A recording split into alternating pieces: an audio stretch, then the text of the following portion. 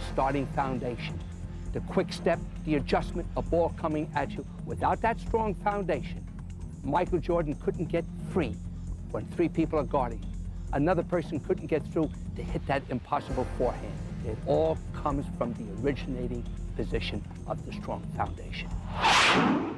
If I've heard Nick say strong foundation once, I've heard him say it 1,000,000 times. To Nick, a strong foundation all starts with the ready position to allow you to be strong through all your movements and all your strokes. This prototype training device allows you to develop all the qualities needed, like a good, strong posture and back position.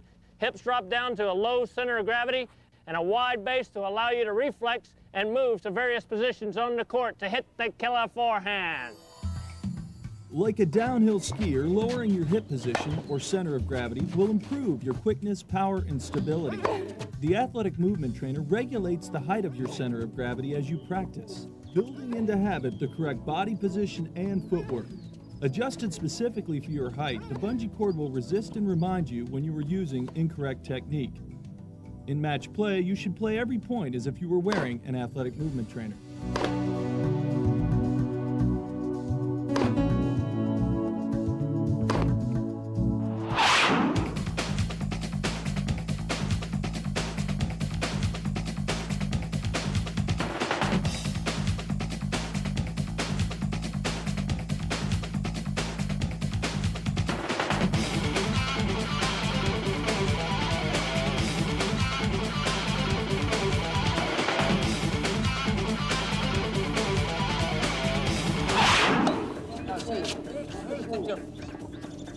The problem I've been having with Elena is that when she goes to make contact with the ball, being a big girl especially, she lifts up. And when she lifts up, she can't get underneath the ball at all.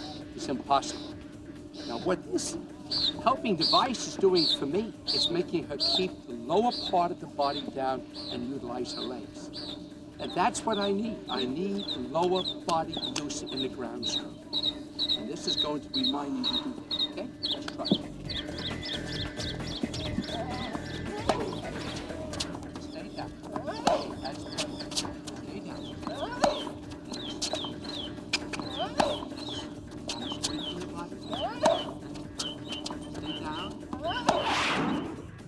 I've really been very, very hesitant in using any devices in teaching the game of tennis. But the use of the legs and staying down with your lower body is extremely important. And this training belt is the answer. It's fantastic. We've worked and worked to get that strong lower foundation. Why? Strong down below, strong up above. And that's the key, to have perfect foundation for the lower and upper part of the body. With that in mind, the techniques will stay constant. Apply it to your game. The next test we're going to do is about controlled momentum. In tennis, that means when the lower body stops, the upper body stops with it. We call it the waiter test.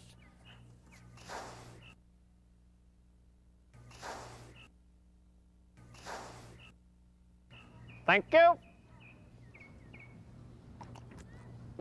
Good stuff. In the left picture, trace the yellow line of X's athletic position. Notice his strong back posture with his weight forward on the balls of his feet.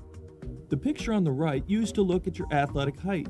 Your ideal athletic height will be approximately 1 foot lower than your standing height. That means if your normal standing height is 6 feet, your ideal athletic height will be around 5 feet. To the killer forehand, the shoulders are nice and level. The upper body's very still. That's important. The whole foundation is built on a solid piece of rock.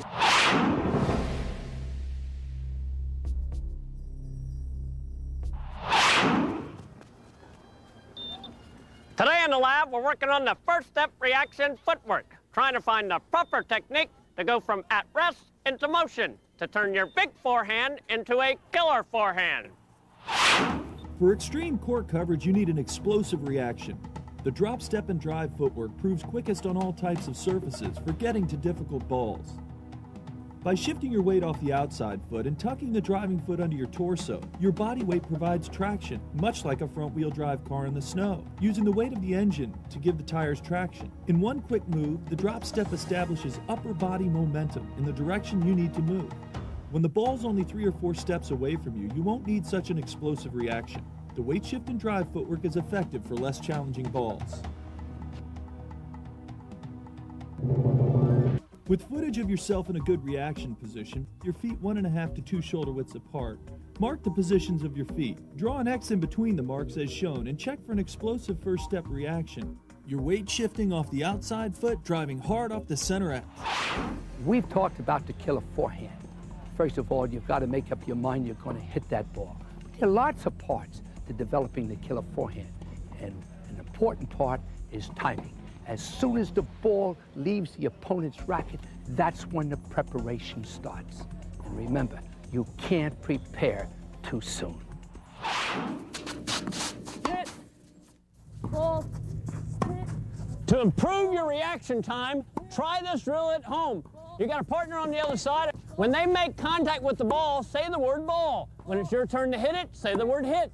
Not only will this put you in better position to allow you to be able to hit more killer forehands, but it's also going to improve your reaction time and anticipation skills.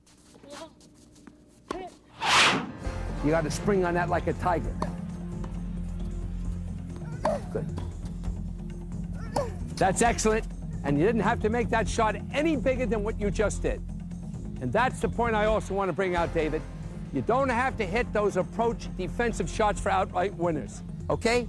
You don't have to hit those approach shots for winners.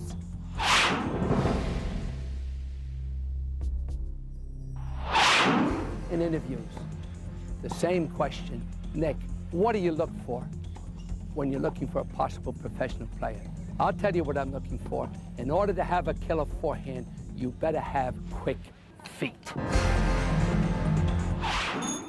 Like riding first gear on a bicycle, your first 2 to 5 steps have to be quick and on the ground and maximum acceleration. That'll help you run down difficult balls like the wide angle shot.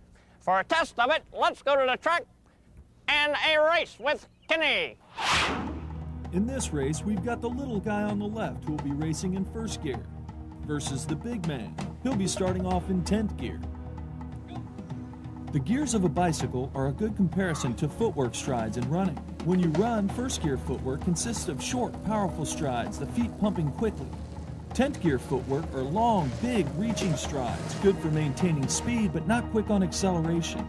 For maximum acceleration getting to difficult balls, use first gear footwork. From this angle, notice that first gear sprint footwork is always on the balls of the feet. If your heels are touching the ground in the first 2 to 5 steps, you're in 10th gear. You're going to come up and catch the ball a little sooner. The more consistent you get, the more confident you get, the more challenging your mind becomes. I can do more. I can do more. Ladies and gentlemen, welcome to today's event, featuring a match between test subject X and test subject Y. Let's get it on.